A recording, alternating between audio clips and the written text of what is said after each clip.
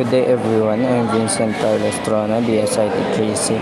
So for our Net2 activities is gagawa kami ng 50 computers and kailangan magpapasa-pasa yung messages na sa computer from telecommunication room.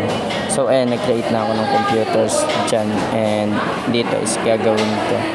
Mag-add ako nag-add na ako ng mga messages.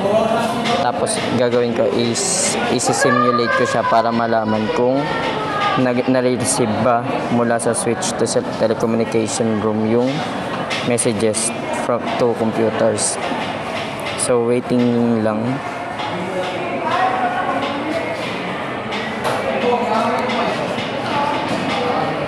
So ayan. Diyan is ginawa ko is pinili ko na kung sino yung mga nilalagyan ko ng or makaka-receive ng mga messages from switch. Yan, so isi-simulate na natin.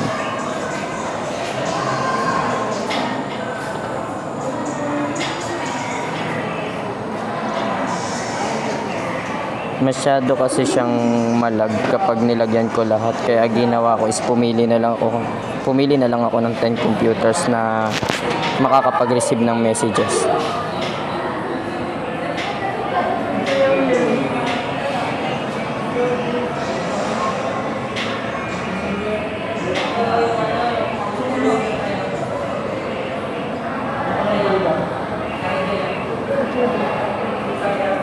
So ayan, nag-aano na siya, nagsisimulate na siya. Wait lang natin yung sa baba, makikita nyo in progress pa. So yan, kapag yung baba na yan is naging successful, tapos na yung yung pagsisimulate, okay na yun, ibig sabihin working.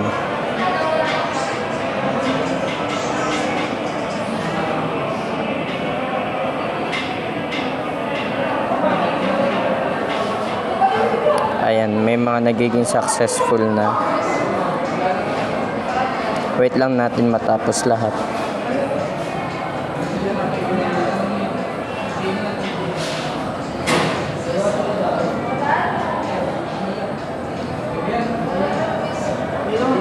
Last 2 PCs. So, ayan, okay na.